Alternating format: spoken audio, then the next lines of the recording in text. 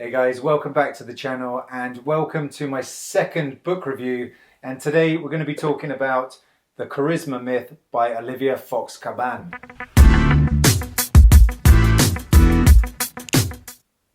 So straight off the bat, I love this book because the opening message is that charisma and social skills are a skill, exactly like they say they are, which can be learned and which can be improved. And this is related to my first book review on optimism.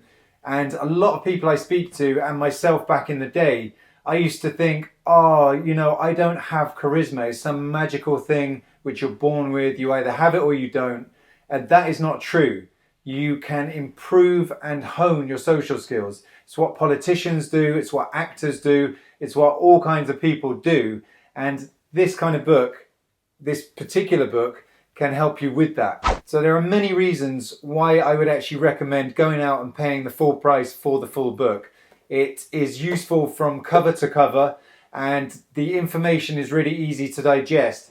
Her writing style is very engaging, it's very fluent, very easy to get into, and at the end of each chapter there are action points and there are like key takeaways, some bullet points for you to review what you've just been over. What really impressed me about this book was that it wasn't just the kind of usual corny stuff about stand up straight, chest out, shoulders back, look someone in the eye, give them a firm handshake, and that kind of stuff. There is nuts and bolts, really practical advice in this book about posture, vocal tonality, intonation, dressing, all these kinds of things, which are very, very important. But what I really loved is that it has another level of subtlety which shows that Olivia Cabane really understands behavioural science. And she seems to have such a good understanding. In fact, it almost felt like this book was written specifically for social anxiety sufferers. She shows that she really understands the minds of people like social anxiety sufferers.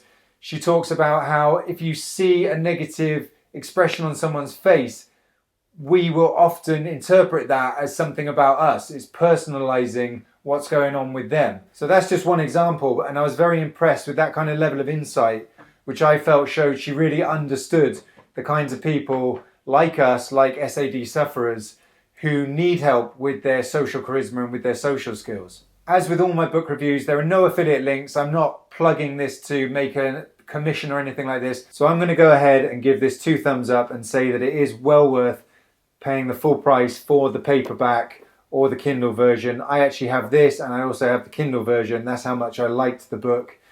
And for the reasons that I've already touched upon there, it has really useful, practical, actionable stuff like personal grooming, vocal tonality, posture, body language, all these things which we're not even aware of when we're in our own social anxiety vortex. We're not looking after ourselves because our self-esteem is rock bottom and on the floor. Apart from this kind of surface level, more practical stuff, there's also this more subtle, nuanced stuff, which is great for social anxiety sufferers because it talks about your explanatory style and cognitive distortions, like not interpreting things negatively, like how somebody looks at you or different situations, not personalizing that. She also talks about how to end conversations, and she flags up a number of situations which us as SAD sufferers find difficult and awkward, and she actually has a whole chapter specifically on difficult situations and talking about ending conversations and stuff like that. Stuff which in the past I found very difficult and which people I've spoken to about SAD always say they find difficult as well. So I have no hesitation recommending The Charisma Myth by Olivia Fox Cabane.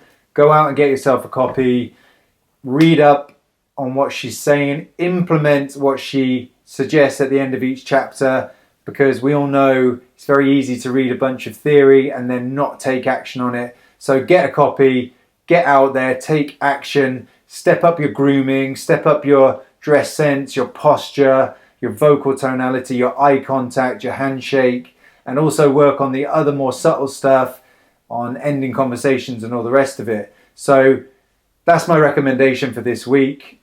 Let me know what you think of this book review and also what books you would like me to read and review for you. Leave all your thoughts in the comments below and I'll get back to you on those. Stay tuned to the channel, subscribe, and I'll see you all in the next video.